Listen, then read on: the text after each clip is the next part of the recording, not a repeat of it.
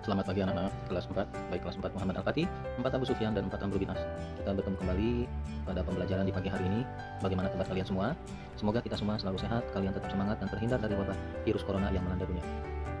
Pada pertemuan kali ini kita akan belajar materi tematik tema 1 pada subtema 2, kebersamaan dalam keberagaman.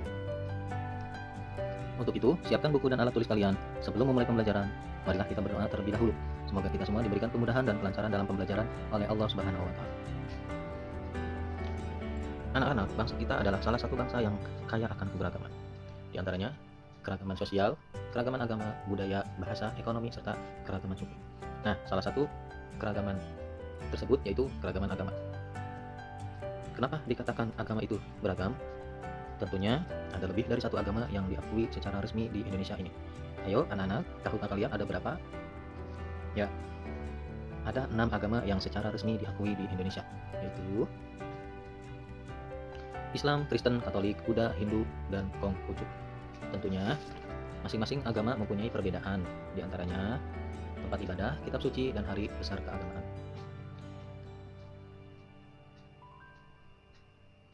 Gambar tempat ibadah beserta namanya dari masing-masing agama, seperti masjid, agama Islam,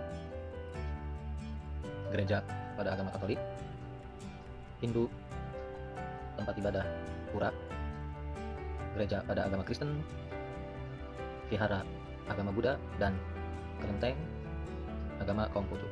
Selain itu, ada juga kitab suci serta hari besar keagamaan masing-masing agama tersebut. Anak-anak, perbedaan itu indah. Perbedaan itu adalah anugerah dari Allah Subhanahu wa Ta'ala, maka kita harus mensyukurinya. Begitupun perbedaan dalam memilih agama bukanlah menjadi penghalang bagi kita untuk menjaga persatuan dan kesatuan bangsa.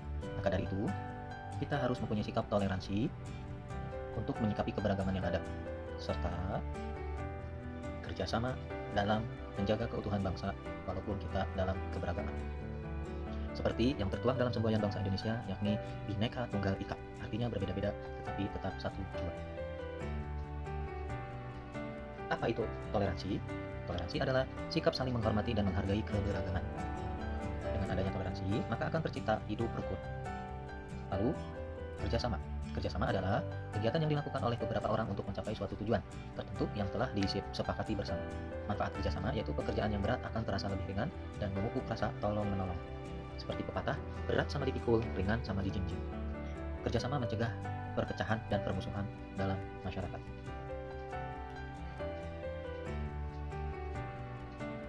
Adapun bentuk kerjasama dapat dilakukan di mana saja. Di antaranya bisa dilakukan di lingkungan rumah. Contoh di lingkungan rumah yaitu bersama-sama membersihkan rumah di akhir pekan. Kakak dan adik bekerjasama membersihkan dan merapikan kamar. Kakak menjaga adik yang masih kecil saat ibu memasak di dapur, menyiram tanaman, mencuci piring, dan lain-lain. Lalu, kerjasama yang dapat dilakukan di lingkungan sekolah. Bekerjasama mengerjakan tugas kelompok, gotong royong membersihkan lingkungan sekolah, membersihkan ruang kelas dengan cara membentuk regu piket agar selalu terciptanya ruang kelas yang bersih dan nyaman. Dan terakhir, saling membantu jika ada yang kesulitan, seperti mengajari teman yang kesulitan mengerjakan soal yang sulit. Kemudian, salah satu kegiatan masyarakat di Indonesia yang mencerminkan kerjasama, selain daripada kerjasama di lingkungan rumah dan lingkungan sekolah, adalah seperti pada bacaan di halaman 75 di buku paket yang kalian pegang, yaitu salah satu kegiatan yang mencerminkan kerjasama adalah ritual adat Tumpeng Sewu yang terdapat di Kabupaten Banyuwangi. Anak-anak, kalian buka halaman 75 pada buku tersebut, lalu baca, dan setelah kalian membaca, lalu kalian buat ringkasan dari bacaan tersebut. Sebelum kalian membuat ringkasan dari bacaan tersebut, pada halaman 75, kita harus terlebih dahulu mengetahui apa arti ringkasan itu. Ringkasan adalah bentuk singkat dari suatu bacaan. Lalu langkah-langkah dalam membuat ringkasan, yang pertama, membaca bacaan dengan cermat. Yang kedua, mencatat gagasan pokok atau hal penting dalam bacaan. Minggu lalu sudah disampaikan gagasan pokok dan gagasan pendukung itu apa. Silakan dibuka kembali. Dan yang terakhir, menuliskan kembali gagasan tersebut sesuai urutan dengan bahasa yang lebih ringkas. Itulah langkah-langkah dalam membuat ringkasan. Selain pada kegiatan yang mencerminkan kerjasama di kehidupan sehari-hari. Kerjasama juga terjadi pada seni tradisional, yaitu seni unsur yang mengandung unsur tarian. Itu seperti halnya di sini ada jenis-jenis tarian yang menurut penyajiannya oleh penari terbagi menjadi 3. Yang pertama, tari tunggal, tari yang dilakukan oleh satu orang penari, contohnya tari gambyong.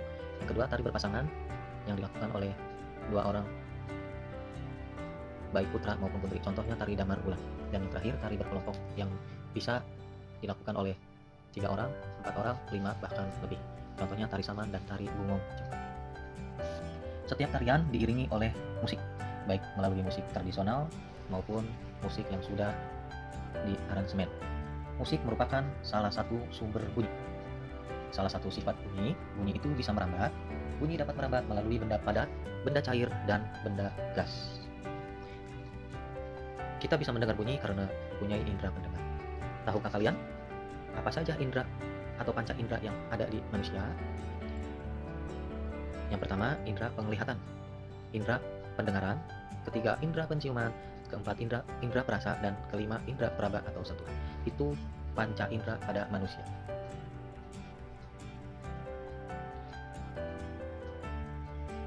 Bunyi terdengar sampai ke telinga kita karena adanya perambatan. Salah satu sifat ini tadi sudah dijelaskan di awal, itu bisa merambat melalui benda padat, cair, dan gas. Bagian-bagian telinga dan fungsinya. Telinga terdiri dari 3 bagian, yaitu telinga luar, telinga tengah, dan telinga dalam. Ketiga bagian telinga tersebut memiliki fungsi masing-masing dalam menangkap suara dan menyalurkannya ke otak agar dapat mendengar. Selain itu, telinga juga dapat berfungsi menjaga keseimbangan tubuh. Bagian-bagian telinga yaitu bisa dilihat di gambar: telinga luar, telinga tengah, telinga dalam. Situ ada daun telinga, tulang-tulang pendengaran, saluran setengah lingkaran, saluran eustachius, gendang telinga, dan liang telinga, serta yang terakhir lubang telinga. Daun telinga berfungsi menangkap getaran bunyi dan lain sebagainya. Cara kerja telinga yaitu: yang pertama, suara berasal dari luar masuk ke telinga melalui udara. Yang kedua, mengenai gendang telinga yang berupa selembar kulit tipis. Ketiga, saat itulah gendang telingamu juga mulai bergetar. Keempat, getaran ini lalu diteruskan oleh tulang-tulang ke telinga bagian dalam. Kelima, oleh syaraf, getaran tersebut disampaikan ke otak agar diolah sehingga kita dapat mendengar. Itulah cara kerja telinga. Cara merawat telinga banyak sekali, akan tetapi Bapak hanya menyampaikan beberapa saja. Yang pertama, mendengarkan musik jangan terlalu keras. Bersihkan telinga cara yang benar dan jaga telinga dalam kondisi kering.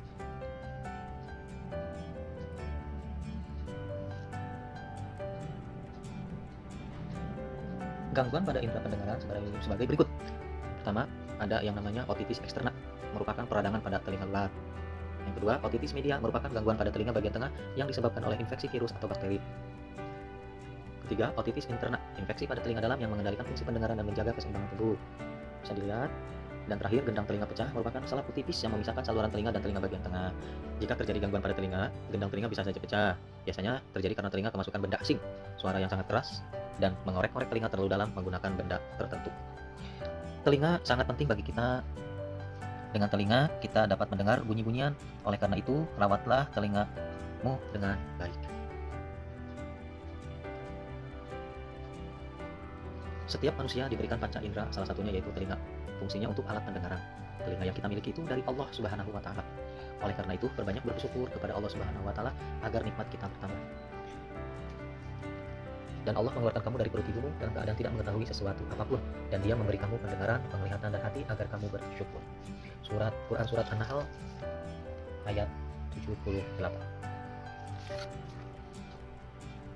Dengan adanya pendengaran ini, kita bisa mendengar berbagai macam suara.